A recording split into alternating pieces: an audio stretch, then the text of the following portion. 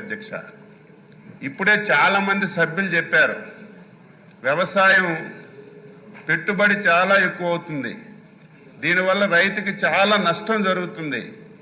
వ్యవసాయం పెట్టుబడి తగ్గించాలంటే వివిధ సహాయాలు ప్రభుత్వం అందించవలసినటువంటి బాధ్యత ఉంది. అందులో అది ప్రాధాన్యత కలిగింది అధ్యక్ష, యాంత్రీకరణ. మీ అందరికీ తెలుసు 2014-19 యాంత్రీకరణకి చాలా ప్రాధాన్యత ఇచ్చాం, ట్రాక్టర్లు కూడా ఇచ్చాం.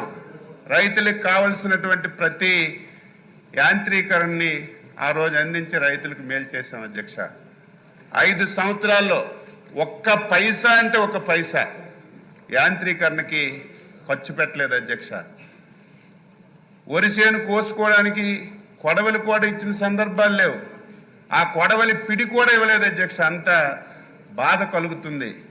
5 సంవత్సరాలు యాంత్రీకరణ కూడా పూర్తిగా పక్కన పడేశారు. ఇప్పుడే చాలామంది సభ్యులు మాట్లాడుతున్నారు, ఈరోజు వ్యవసాయం ఎరువులు ఎక్కువ వాడడం వల్ల చాలా ఇబ్బందులు వస్తున్నాయి. ముఖ్యమంత్రి గారు పదే పదే చెప్తున్నారు. ఒకప్పుడు దేశానికి పంజాబ్ ఒక ధాన్యాగారం అధ్యక్ష. ఈ దేశానికి వ్యవసాయ ఉత్పత్తులు ఎక్కువ సరఫరా చేసినటువంటి రాష్ట్రం పంజాబ్ అధ్యక్ష. ఈరోజు పంజాబ్ పరిస్థితి ఏంటి? ఎరువులు ఎక్కువగా వాడడం వల్ల ప్రతిరోజు ఒక ట్రైన్తో క్యాన్సర్ పేషెంట్లు ఢిల్లీ వస్తున్న స్థాయికి వచ్చిందంటే ఎక్కువ ఎరువులు వాడడం వల్ల. ఆ రోజు 2014లో మన ముఖ్యమంత్రి శ్రీ నారా చంద్రబాబు నాయుడు గారు ఎరువుల్ని తగ్గించాలి, ప్రకృతి వ్యవసాయాన్ని ప్రతి ఒక్కరికి అలవాటు చేయాలని ఆ రోజు యుద్ధ ప్రాతిపదికన ఆ కార్యక్రమం తీసుకెళ్తే గత 5 సంవత్సరాల్లో ప్రకృతి వ్యవసాయం పడకేసింది. ఆ మాట కూడా మాట్లాడినటువంటి సందర్భాలు లేవు అధ్యక్ష. అయితే మళ్ళీ మనం అధికారంలోకి వచ్చాం, మళ్ళీ వ్యవసాయాన్ని లాభసాటిగా తీసుకురావాలి. ఏదో సంవత్సరానికి వాళ్ళు ఇచ్చినటువంటి రైతు భరోసా, లేకపోతే మనం రేపు ఇస్తున్నటువంటి అన్నదాత సుఖీభవ కింద ఇచ్చినటువంటి డబ్బులతోనే వ్యవసాయం లాభపడుతుందంటే అది నమ్మశక్యం కాదు. అది ఇస్తూనే మిగతా కార్యక్రమాలన్నీ చేయవలసినటువంటి బాధ్యత ప్రభుత్వంపై ఉంది. అయితే నేను ఆశపడ్డాను, చంద్రబాబు నాయుడు గారు అచంచలమైన విశ్వాసం నమ్మకంతో ఒక పెద్ద పోర్ట్ఫోలియో నాకు ఇచ్చారు. రైతులకి వ్యవసాయదారులకి అనుబంధ రంగాలకి మేలు చేద్దామని ఆనందంతో పాలన స్టార్ట్ చేశాం. రివ్యూ చేసేసరికి బాధ ఆవేదన కలిగింది. ఏ శాఖ చూసినా అప్పులు తప్ప, బకాయిలు తప్ప ఒక్క పైసా ఏ శాఖలో లేనటువంటి పరిస్థితి.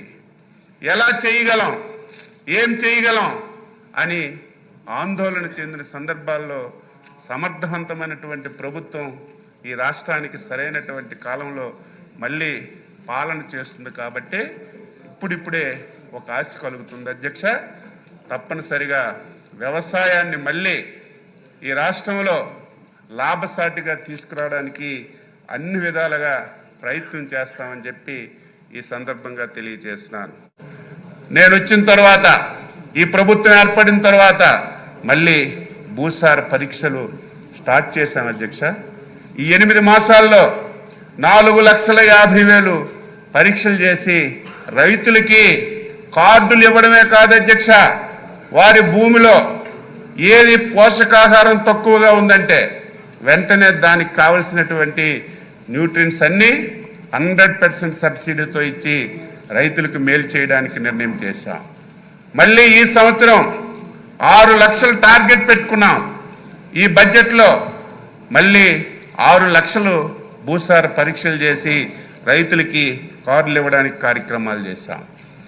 ఈరోజు ప్రకృతి వ్యవసాయం ఒక టార్గెట్ పెట్టుకున్నాం. ఈ రాష్ట్రంలో 6.5 లక్షల హెక్టార్లలో ఈ సంవత్సరం ప్రకృతి వ్యవసాయం చేయాలి. ఇప్పుడే చాలామంది ప్రకృతి వ్యవసాయానికి సర్టిఫికేషన్ లేదు, దానికి ట్రేసిబిలిటీ లేదని చెప్పారు.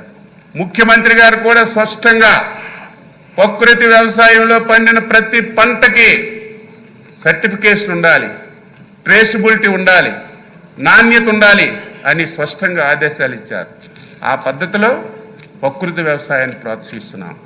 గౌరవ శాసనసభ్యులకి వ్యవసాయ శాఖ మంత్రిగా కోరుతున్నాను, వ్యవసాయం ఉన్న ప్రతి శాసనసభ్యుడు ఒక 3 ఎకరాలో 4 ఎకరాలో ప్రకృతి వ్యవసాయం చేయండి. మీరు ప్రోత్సహించండి.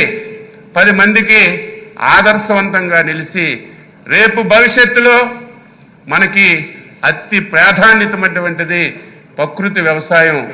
శాసనసభ్యులారా మళ్ళీ కోరుతున్నాను, మీకు ఒకవేళ అందరికీ భూమి ఉంది అనుకుంటున్నాను, ఉన్న ప్రతి ఒక్కరూ 3 ఎకరాలు 4 ఎకరాలు తీసుకొని మీ అవసరానికి సరిపడా ప్రకృతి